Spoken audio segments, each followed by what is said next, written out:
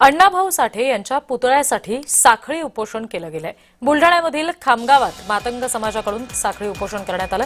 5 दिवसात मागणी मान्य करा, अन्यथा आंदोलन करणार असा इशारा सुद्धा मातंग समाजाकडून प्रशासनाला दिला गेलेला आहे। या संदर्भात उपोषणकर्त्यांशी आमचे प्रतिनिधी प्रफुल्ल खंडारे यांनी संवाद साधलेला आहे, बघूया।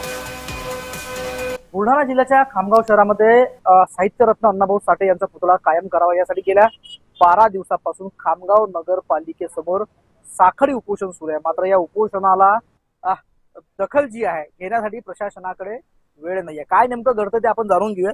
दादा, मला हा किती दिवसापासून तुम्ही उपोषण करता, काय मागणी आहे तुमची? 12 मार्च पासून या ठिकाणी आम्ही साखळी उपोषण सुरू केलेले आहे।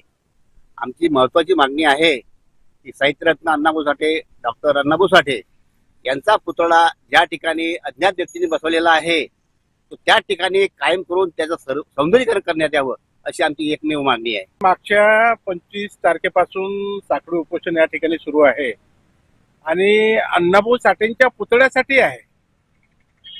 त्यांचं योगदान या महाराष्ट्रामध्ये इतकं मोठं आहे की ज्याचं आपण मोजमाप करू शकत नाही। त्या अण्णाभाऊ साठेच्या पुतळ्याच्या संदर्भामध्ये असलेल्या या साखळी उपोषणाला प्रशासनाने, शासनाने कोणत्याही प्रकारची दखल घेऊ नये किंवा त्यांच्या मागणीचा विचार करू नये ही या महाराष्ट्रामध्ये दुर्दैवाची बाब आहे। काय पुढची भूमिका काय? सातत्यानं साखळी उपोषण सुरू आहे, कधीपर्यंत चालणार आहे? प्रशासन जर नाही ऐकलं तर काय भूमिका, काय पुढची? नाही, 5 दिवसाचं अल्टिमेटम आम्ही त्यांना दिलेलं आहे साखळी उपोषणाचं।